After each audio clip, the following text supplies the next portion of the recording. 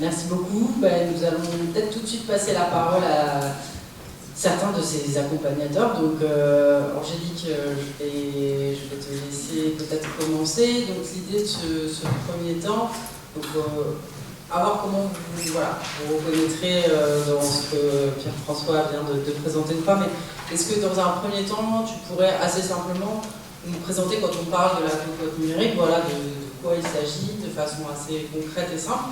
Donc on a fait une sélection de petites photos et là nous avons derrière nous donc un porte-clés avec le logo donc, de la cocotte. Et voilà, est-ce que tu peux juste nous expliquer simplement de quoi il s'agit? Oui, donc bonjour à tous. Donc, je suis Angélique Viala, je suis chargée de mission accueil d'actifs, économie numérique et transition énergétique pour Haute-Terre Communauté. Donc on en a parlé rapidement, c'est une communauté de communes qui se situe au nord-est du département du Cantal. Donc c'est une nouvelle communauté de communes qui est née de la fusion de 3 Comcom depuis le 1er janvier. Elle compte environ une quarantaine de communes et un peu moins de 14 000 habitants, située en milieu de moyenne montagne, très rural, voilà pour vous dresser un petit peu le portrait. Donc sur cette communauté de communes, et plus précisément à Murat, se trouve la cocotte numérique.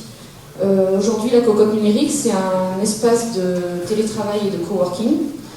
C'est aussi un Fab Lab.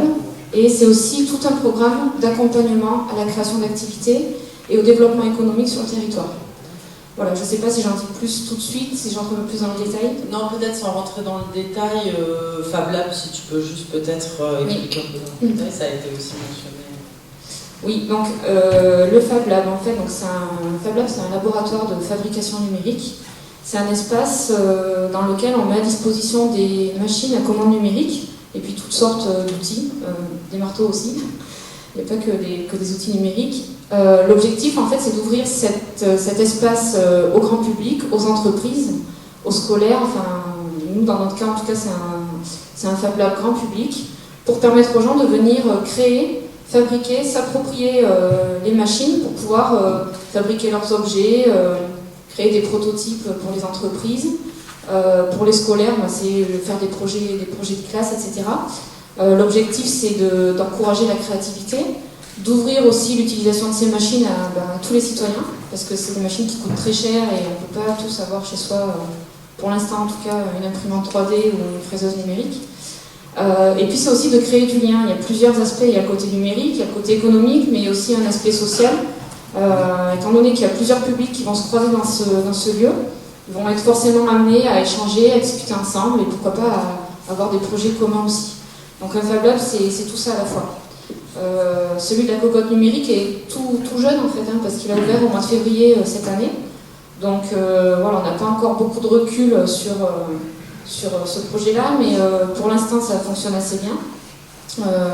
On a un système d'adhésion à l'année. Il y a des journées dans la semaine qui sont aussi réservées aux entreprises. Enfin voilà, tout est fait pour que tout le monde puisse trouver sa place. Très bien, merci beaucoup. De toute façon, je reviendrai un petit peu plus dans le détail.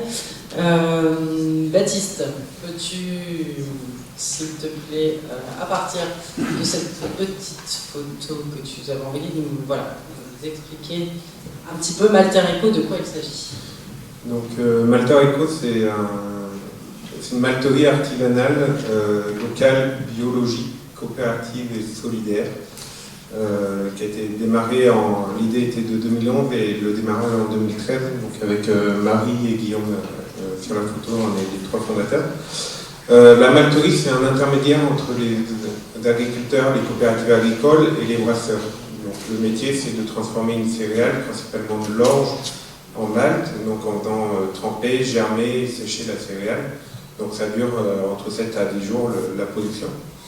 On est situé en centre-Ardèche, actuellement à Beauchastel, et on déménage pour nous agrandir à Vernoux-en-Vivarais, sur la nouvelle communauté de communes en centre-Ardèche. Donc c'est une malterie, c'est une coopérative. Actuellement, on est en société coopérative d'intérêt collectif. Le basculement a été fait en novembre 2014. Et donc cette coopérative d'intérêt collectif regroupe l'ensemble des acteurs de la filière, donc des agriculteurs, coopératives agricoles, les fondateurs, des salariés, les brasseurs ou utilisateurs de malt, et le consommateur citoyen, sans qui la filière n'aurait pas d'intérêt. Actuellement, c'est plus de 130 sociétaires qui regroupent l'ensemble de la filière et qui fournit à partir de l'orge de Drôme et d'Isère, qui donc transformé en Ardèche, qui fournit le Grand Sud-Est, donc Rhône-Alpes et les régions limitrophes, en malt artisanal. Et enfin, c'est une entreprise solidaire, parce que c'est une entreprise d'insertion. Voilà, on a voulu que Malteur Eco, dès le début, utilise le métier de malteur pour mobiliser des gens vers l'emploi et utiliser ce support de métier innovant et valorisant. Innovant parce qu'on ne forme pas des futurs malteurs en France, parce qu'il n'y a pas de débouché comme ça en France. On forme sur les compétences transférables dans le petit artisanat, la petite industrie rurale, notamment par exemple sur la gestion de cycle de production, la gestion de préparation de commandes, l'hygiène agroalimentaire. Voilà, c'est des compétences transférables basées sur le métier de malteur, mais qui peuvent être utilisées dans plein d'autres secteurs d'activité. Et actuellement, c'est 7 salariés, donc Guillaume, le gérant, qui est salarié, 3 salariés permanents et 3 salariés en contrat d'insertion. Ok, merci beaucoup pour cette présentation. Maintenant, peut-être ce qui pourrait nous intéresser, c'est de savoir un petit peu, alors dans un cas comme dans l'autre, d'où viennent ces projets qui ne sont pas, on l'imagine bien, apparus du jour au lendemain. Donc si vous pouviez nous expliquer un petit peu, après avoir présenté le contexte dans lequel ils ont émergé, voilà, les motivations qui ont été à l'origine de leur mise en place, avec aussi les objectifs initiaux et peut-être un petit aperçu sur oui, les difficultés qui ont été rencontrées et puis aussi peut-être des appuis, soutiens qui font qu'on est aujourd'hui à ce que vous venez de nous présenter. Donc, Angélique aussi. Alors pour ce qui est de la cocotte numérique, en fait, ça fait maintenant 10 ans que ce projet a été initié. Au tout départ, en fait, ça fait même plus de 10 ans pour tout dire. Ça a commencé en 2005 avec la création de la maison des services à Murat. C'était une des premières maisons des services de la région. Dans cette maison des services, il y avait un espace multimédia, il y a toujours d'ailleurs, dans lequel, dès le début, on a constaté que des gens venaient travailler, se connecter, consulter des mails, soit des gens de passage, soit des gens du territoire qui venaient voilà, pour sortir un peu de la maison. Donc le constat a été fait dès le début qu'il y avait un besoin sur le territoire d'un espace connecté pour les professionnels. Donc à partir de là, le premier télécentre a été ouvert en 2007, c'est pour ça que je disais que ça fait 10 ans, c'est les 10 ans du premier télécentre. Au départ, on avait 4 bureaux, au sous-sol, dans le même bâtiment que la maison des services, mais au sous-sol, où les gens pouvaient venir travailler dans un cadre un peu plus calme et professionnel, on va dire. Et puis rapidement, cet espace a été complet. Il était occupé par des salariés ou bien par des porteurs de projets du territoire. Pour continuer d'alimenter en fait, le télécentre et de faire venir du monde, on a aussi proposé des formations pour accompagner les gens dans la création d'une entreprise en télétravail. Donc là, les premières formations ont été mises en place en 2007-2008. On a dû créer un centre de formation agréé par la Directe en 2008 pour pouvoir proposer ces formations à un public un peu plus large. Et puis petit à petit, tout ça a fait que donc, le premier télécentre a été complet et qu'on a dû agrandir en créant un deuxième en 2011. Donc c'est celui que vous voyez ici sur la photo, qui est composé de 6 bureaux et puis après d'espaces collectifs, salles de réunion, cafés, etc. Donc on a organisé des formations qui ont d'abord été destinées aux habitants du territoire et petit à petit on a vu que ça intéressait des gens de l'extérieur aussi, des gens de la région Auvergne, de l'ex-région Auvergne, et puis même des gens de toute la France voilà, venaient participer à ces formations. Donc vers 2008-2009, on s'est dit que ça pouvait être un levier pour notre politique d'accueil, justement, cet aspect télétravail, numérique. Les gens pouvaient très bien travailler à Murat, habiter à Murat et y travailler en lien des clients dans toute la France, voire dans le monde entier. On s'est dit, les élus à l'époque se sont dit aussi que le numérique c'était une opportunité pour accueillir de nouveaux actifs chez nous. Parce qu'on n'a pas spécialement un pôle industriel fort, On a une économie qui est principalement basée sur l'agriculture et le tourisme. Donc pour faire venir des gens de l'extérieur, le numérique était vraiment une opportunité.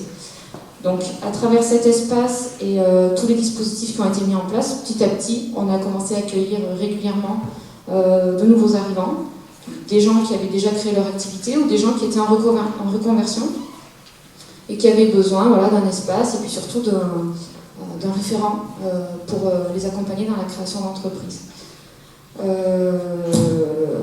On a aussi été fortement accompagnés par l'ARDTA, donc c'est l'Agence régionale de développement des territoires d'Auvergne, qui est une agence de l'ex-région Auvergne, qui travaille sur l'attractivité du territoire et qui a mis en place des dispositifs d'aide à la création d'entreprises qui s'appellent les résidences d'entrepreneurs. Et nous, on a travaillé en partenariat avec eux pour faire ce qu'on a appelé, nous, les packs accueil télétravail.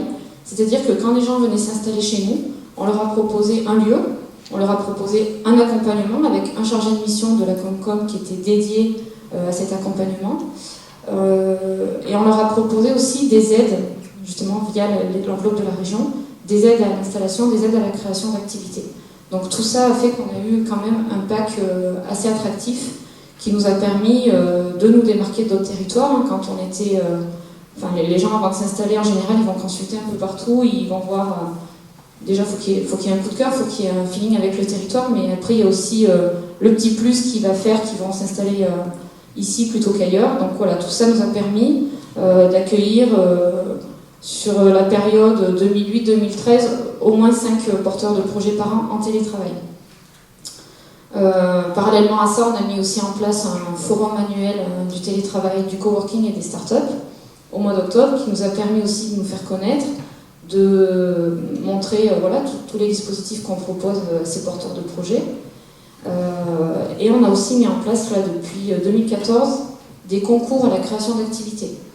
Donc les premiers s'appelaient Coup de pouce Startup, où là donc on sélectionnait des projets sur dossier, et les projets sélectionnés étaient accompagnés via le biais de résidences d'entrepreneurs notamment.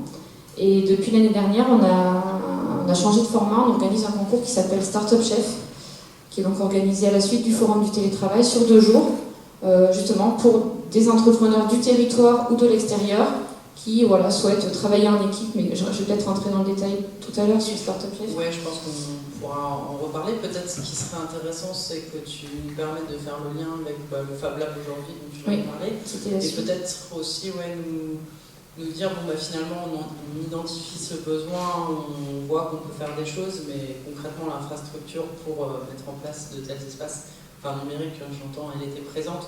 Comment ça s'est passé? On imagine que tout n'est pas non plus simple. Alors, en fait, le début du projet, finalement, n'a pas été très compliqué, parce qu'on était dans les premiers à se lancer sur cette thématique-là. Donc, par rapport à aujourd'hui, je pense que ça serait beaucoup plus difficile si on devait créer aujourd'hui un télécentre ou un espace de coworking, en tout cas de le faire valoir. Tu parles en termes de fonds mobilisables aussi ou de fonds mobilisables, oui peut-être, parce qu'à l'époque il y avait un programme porté par le département du Cantal pour la création de télécentres, qui a permis de créer pas mal de télécentres dans le Cantal. Nous on a aussi bénéficié de fonds Massif Central en répondant à plusieurs vagues successives d'appels à projets accueil, que certains d'entre vous connaissent peut-être, parce qu'il y a des départements de Rhône-Alpes qui peuvent y prétendre. En matière de fonds mobilisables, déjà, c'était peut-être plus facile, quoique maintenant, il y a peut-être d'autres pistes qui se sont ouvertes depuis, mais surtout en termes de communication et d'attractivité. C'est vrai que quand on est les seuls ou les premiers à se lancer, on est facilement repérable. Aujourd'hui, on commence à en voir un peu partout, des espaces de ce type, des formations également, donc on est un peu plus noyé dans la masse, entre guillemets, et c'est pour ça qu'on continue d'organiser le forum et qu'on essaye d'innover par l'organisation de concours pour pouvoir toujours plus être innovant et se faire connaître et être repérable aussi pour les porteurs de projets. La difficulté, c'est peut-être ça, c'est de continuer à être visible dans le temps et être attractif dans le temps. Et donc le Fab Lab, qui est la suite logique de tout ça. Donc à travers l'espace de coworking, on a voulu aussi promouvoir l'économie collaborative. Donc faire en sorte qu'on ait des projets collectifs qui naissent sur le territoire, qu'il y ait des échanges entre les porteurs de projets, faire travailler un réseau, etc. Et donc le lien entre l'économie numérique et l'économie collaborative, finalement, logiquement, ça a été le Fab Lab. Donc là aussi, on a pu mobiliser des fonds pour pouvoir aménager un lieu et acheter des machines. On a en fait répondu à un appel à projet du ministère de l'Environnement, qui s'appelle TEPCV, Territoire à énergie positive pour la croissance verte. Donc dans le cadre de ce programme, on a pas mal d'actions qui vont être financées, dont le Fab Lab sur le volet économie circulaire. Donc voilà, ça a été une belle opportunité financière. Donc on a pu monter le projet assez rapidement également. Il y a un an en fait qu'on a commencé à identifier le lieu, commencer à repérer le matériel qu'il faudrait acheter. Et le Fab Lab a ouvert cette année au mois de février. Il est animé par 2 Fab Managers, donc on a deux personnes à temps plein sur l'espace, parce qu'on a des périodes d'ouverture qui sont assez larges. Donc le Fab Lab est ouvert tous les jours de midi à 19h et le samedi toute la journée. Donc voilà, il fallait quand même qu'il soit 2 pour pouvoir répondre à un maximum de demandes. Bon, je l'ai dit tout à l'heure, le Fab Lab est ouvert au grand public, aux entreprises.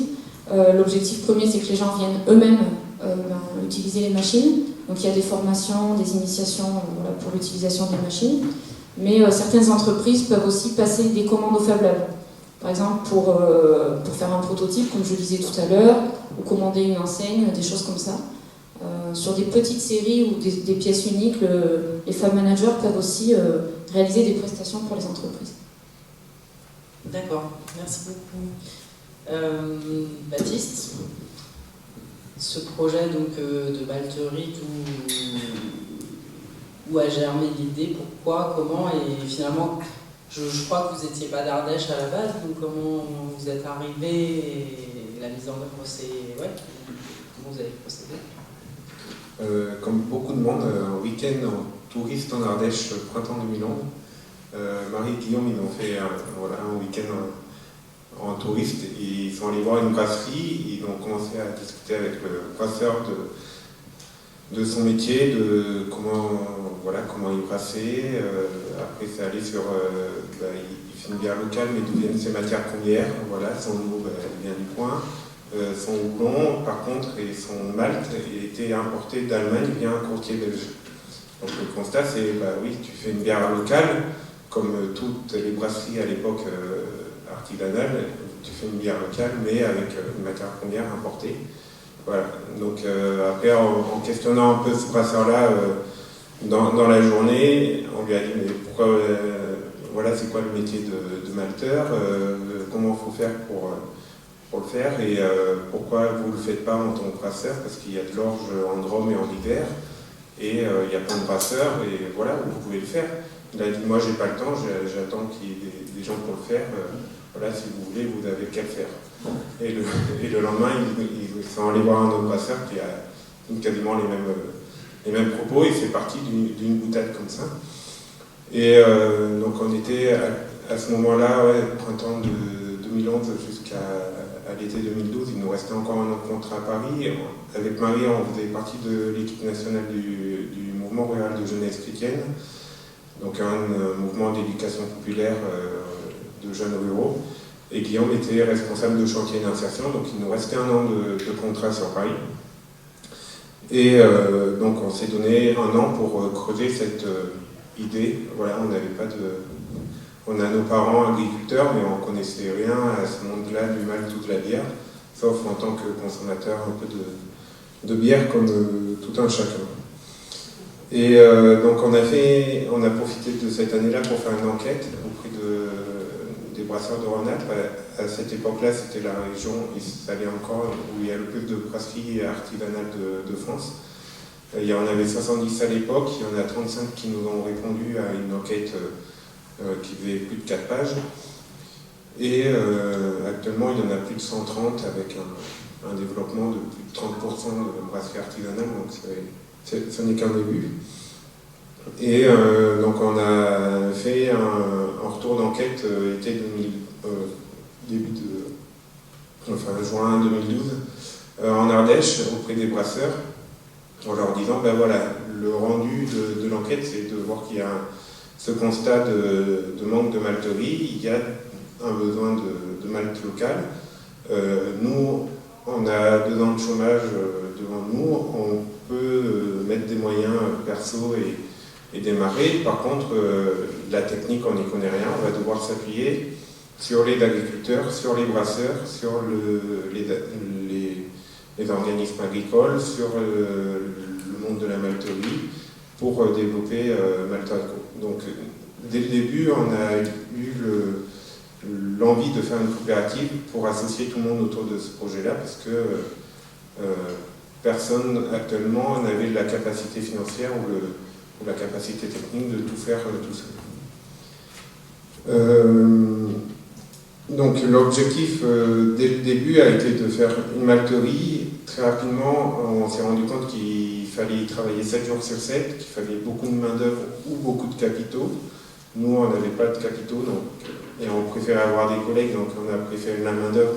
Et très rapidement, c'est intégré la question de mettre une entreprise d'insertion, parce que c'était le parcours de Guillaume en responsable d'insertion, et moi, mes parents étaient famille d'accueil, donc voilà, il y avait cette fibre-là aussi dans le collectif. Et voilà, et on est arrivé en Ardèche été 2012, et on a commencé à travailler sous format associatif et à mobiliser des partenaires techniques et financiers vers 2012-2013 pour arriver à des premières subventions et le démarrage de la première production été 2013. Voilà, et en parallèle, donc, un travail sur créer le métier de malteur artisanal, parce que la France est le leader mondial en production de malt. Il y a 15 malteries industrielles qui dépendent de 4 groupes internationaux de malt et d'agroalimentaire. Et par contre, en maltage artisanal, avant Malta Eco, il n'y avait qu'une malterie en Bretagne. Et après nous, il y en a une autre qui s'est créée en décembre 2013 dans le Tarn, avec des schémas totalement différents d'organisation, où ils sont en entreprise individuelle et seuls à travailler sur l'activité. Voilà, donc l'objectif de créer la malterie, de créer le métier de malteur artisanal, et d'animer la filière brassicole du champ à la chope pour accompagner, former, animer, débattre sur la question du prix du malt, du prix de l'orge, du prix de la bière, pour que tout le monde avance dans un sens commun pour arriver sur la création de cette malterie nécessaire à l'ensemble de la filière. Et donc on avait envisagé dans nos premiers dossiers de financement un peu ambitieux, mais à la mode jeune créateur d'entreprise, voilà, où il faut convaincre, il faut avoir un projet viable au bout de 3 ans. Donc on avait une phase de test de démarrage d'activité d'1 an qui a duré là on considère jusqu'à cet été, où on déménage cet été à Vernon-en-Vivarais pour être dans des locaux définitifs et viables pour Malta Eco. Donc le démarrage a monté assez rapidement en puissance. Une première année 2014 assez compliquée parce que notre malt était 30% plus cher et 20 ou 30 ou 40% moins bon que l'industrie. Donc là, c'était compliqué.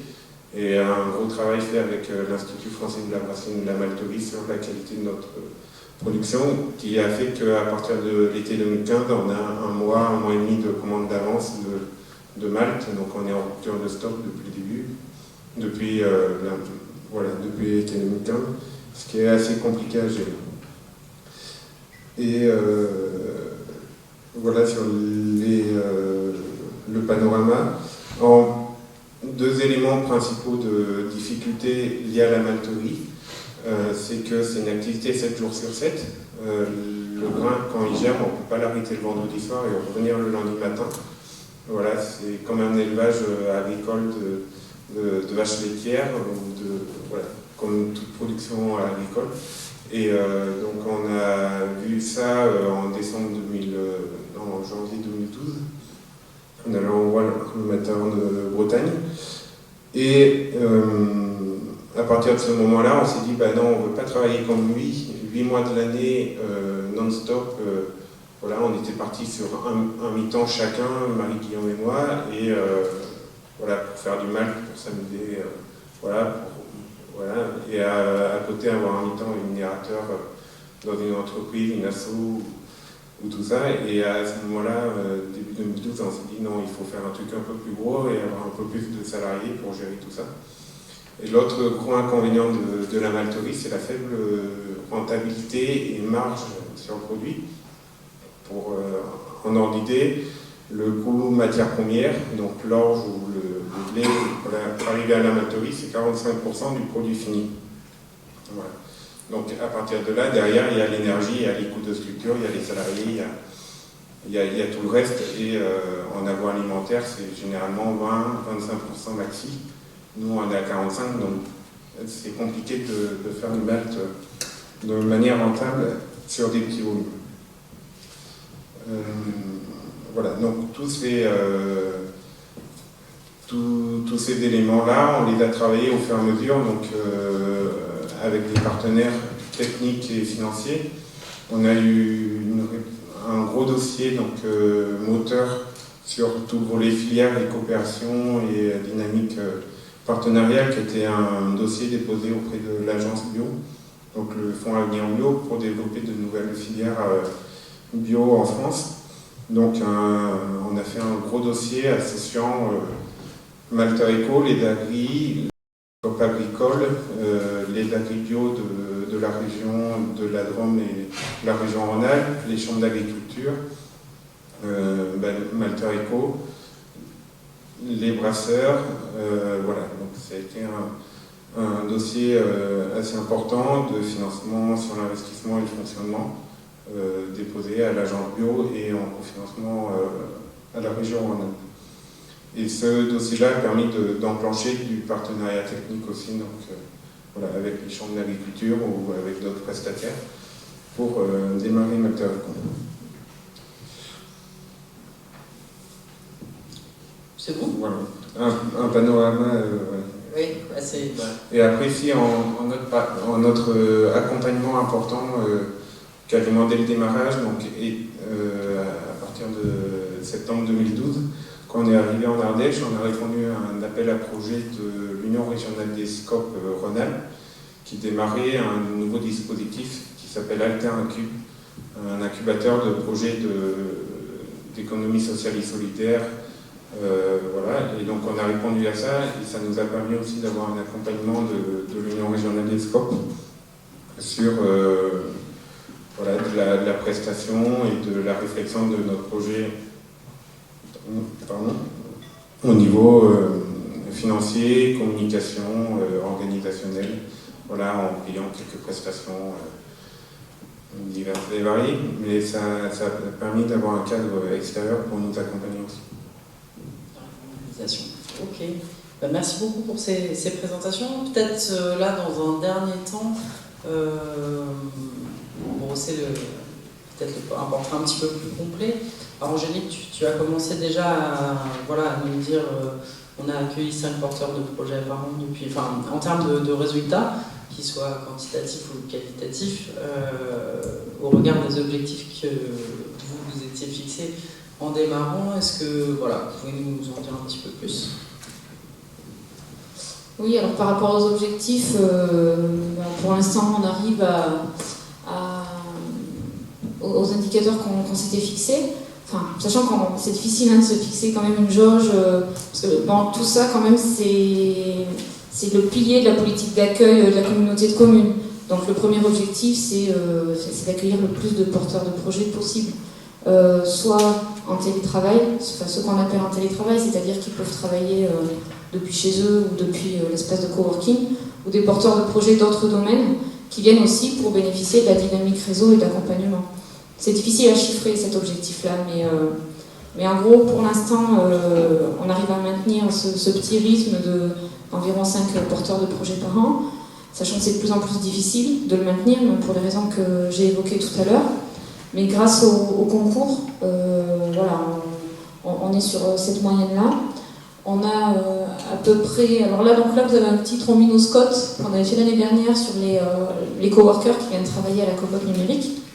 Alors, on en a un peu plus aujourd'hui, on a à peu près une trentaine de personnes qui sont inscrites, qui sont membres du réseau de la cocotte. Et on en a, on va dire, entre 15 et 20 qui viennent assez régulièrement. Parce qu'on a, dans les 30, on a aussi pas mal de gens de passage ou des personnes qui ont une résidence secondaire sur Murat et qui viennent travailler pendant les vacances parce qu'ils n'ont pas de connexion chez eux. Donc voilà, tout cela contribue aussi à alimenter le réseau et puis à faire en sorte qu'il y ait une dynamique de groupe. Donc voilà, en termes de résultats, aujourd'hui on a une trentaine de membres, ce qui est assez satisfaisant quand même. On a un taux de remplissage qui est assez intéressant. Et puis le monde attire le monde. C'est vrai que si on avait des bureaux vides, les gens viendraient une fois, 2 fois, et puis bon, ils repartiraient chez eux parce qu'ils viennent là aussi pour voir du monde. Donc voilà, c'est pas intéressant s'ils sont tout seuls toute la journée. Donc voilà, il faut arriver à maintenir ce noyau dur d'utilisateurs, faire en sorte qu'ils s'approprient le lieu, qu'ils puissent aussi, eux, être les ambassadeurs du lieu. Et ça, c'est ce qu'on essaie de faire depuis notamment 2 ans, en organisant des rencontres tous les mois ou tous les 2 mois. Ce qu'on ne faisait pas auparavant dans l'espace, mais on s'est rendu compte qu'il y avait un vrai besoin pour les personnes d'avoir des temps de rencontre organisés, des temps d'échange, pour qu'ils puissent s'approprier le lieu, mieux se connaître entre eux et créer justement cet effet réseau, cet effet de groupe. Donc on organise des rencontres sur des thèmes assez variés. On essaie de faire en sorte que ce soit eux qui proposent la thématique et eux qui animent les séances. Donc par exemple, la semaine dernière, c'était sur les outils de planification et de travail collaboratif. Donc il y en a 2 ou 3 qui sont venus présenter les outils qu'ils utilisaient pour se simplifier la tâche au quotidien. Donc on organise des petits ateliers comme ça qui sont ouverts à tous les coworkers mais aussi aux gens de l'extérieur, c'est un moyen de les faire venir. Et puis on participe aussi à des événements sur le département, sur la région, qui sont axés aux porteurs de projets, numériques ou pas, mais porteurs de projets. Et ce qu'on essaie de faire aussi, c'est de faire en sorte que cet outil-là et ce réseau-là soient bien intégrés dans le tissu économique local. Et ça n'a pas été très facile au début parce que c'était un peu comme une bulle en fait. Le télécentre était un peu comme une bulle sur le territoire. On avait pas mal de nouveaux arrivants qui venaient facilement dans cet espace-là parce qu'ils venaient chercher un accompagnement. Mais au niveau des habitants et des entreprises du territoire, il y a eu une petite période quand même d'adaptation et d'appropriation qui a duré. Ce qu'on a fait pour casser un peu cette barrière invisible, c'est d'ouvrir le lieu à tous, notamment en organisant une soirée porte ouverte aux entreprises, qui a eu pas mal de succès l'année dernière, qui leur a permis déjà de franchir la porte et de venir rencontrer les gens qui travaillaient là, voir qu'il y avait peut-être des gens à qui ils pouvaient aussi commander des prestations. C'est pas la peine d'aller chercher un prestataire à 100 km alors que finalement il y en a un sur place. Voilà, ça leur a permis de se connaître. Et on les a aussi impliqués dans certains projets, donc dans le projet Fab Lab notamment. On les a impliqués dès le début, on a fait des groupes de travail avec des entreprises du territoire pour leur dire, voilà, le Fab Lab ça peut être ça, on peut vous proposer ça. Est-ce que ça vous parle? Est-ce que ça fait naître des questions, des besoins, pour essayer vraiment de le dimensionner aussi par rapport aux besoins des entreprises. Et on les a aussi associés au concours Startup Chef, dont j'ai parlé tout à l'heure, où là, les chefs d'entreprise du territoire, donc dans tous les domaines, artisans, commerçants, enfin voilà, tout type d'entreprise, sont venus à tour de rôle pendant 2 jours pour coacher les porteurs de projets, leur apporter leur regard d'entrepreneur, que nous on n'a pas en tant que chargé de mission de collectivité. On peut faire un accompagnement de premier niveau, mais il y a certaines questions auxquelles on ne peut pas répondre parce qu'on n'a pas l'expérience d'un chef d'entreprise. Donc c'était intéressant de compléter ces 2 visions-là. Et voilà, ça a fait qu'ils sont venus et que les gens qu'on accueille s'intègrent aussi un peu plus facilement dans le tissu économique local. Donc ça, c'est un constat qui avait été fait en cours de projet au fil des années. Et aujourd'hui, on essaie aussi de répondre à cet objectif par de l'événementiel, par des rencontres entre ces 2 mondes qui finalement n'en font qu'un au final. Merci. Baptiste, je peux nous dire, Maltereco, aujourd'hui, quel résultat, où vous en êtes par rapport à ce que tu as commencé à le dire, un développement qui a pris de l'ampleur et peut-être un réajustement aussi des envies et idées de départ. Et donc voilà, aujourd'hui, donc tu as dit aussi combien vous étiez à travailler et puis les multiples activités et voilà en termes de perspective aussi.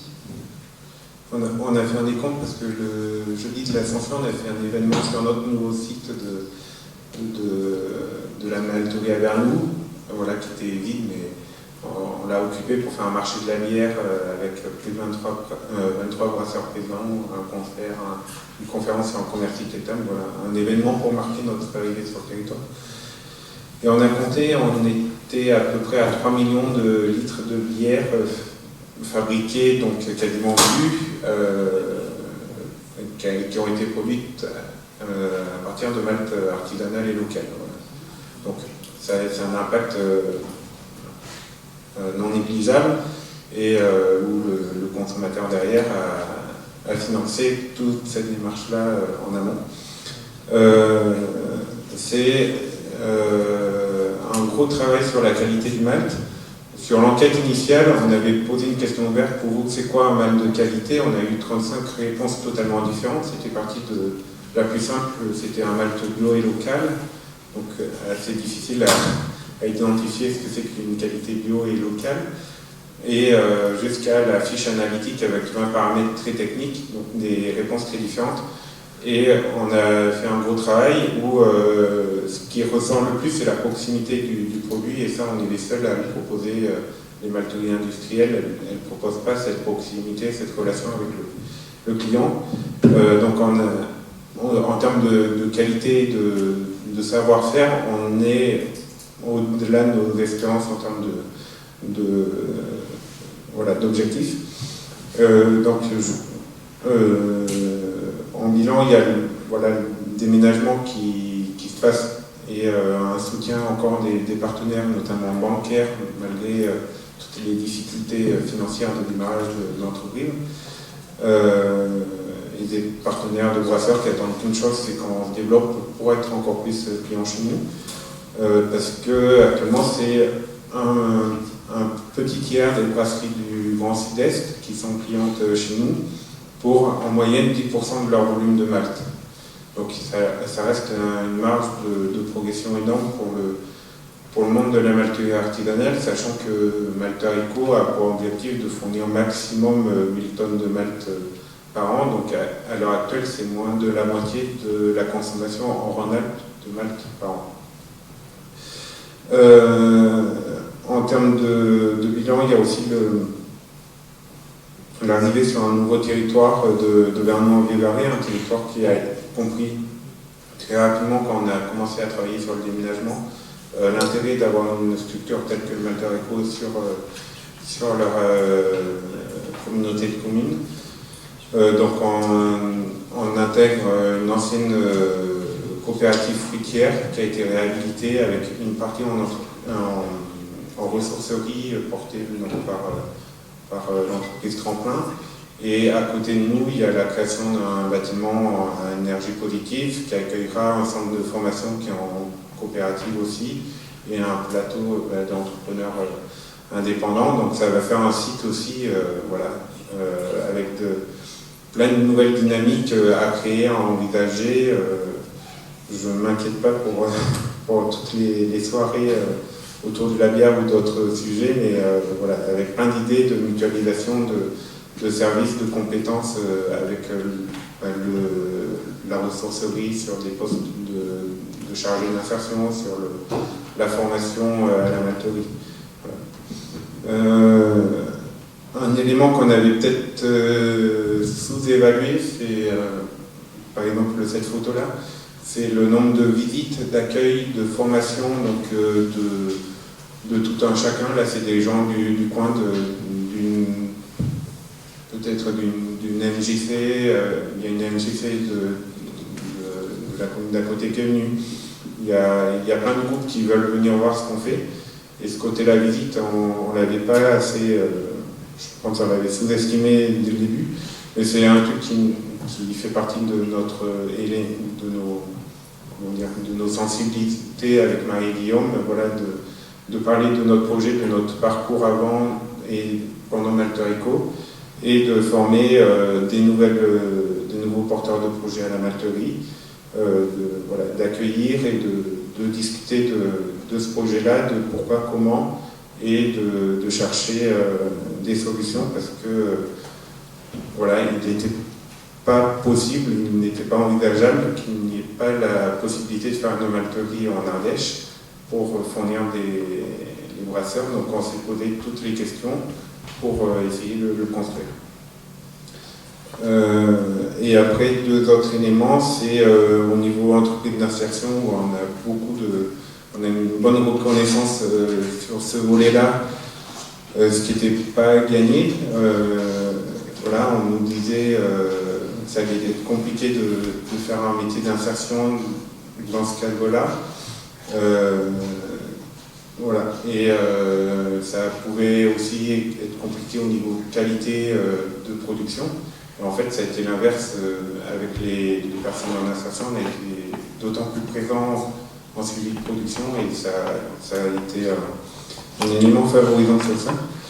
Et un dernier élément, c'est là on attaque une phase de maturation, mais aussi de reconnaissance et de développement de services et de projets pour la filière brassicole. Et on est en lien donc avec le nouveau syndicat des brasseurs indépendants, le syndicat national malteur de France.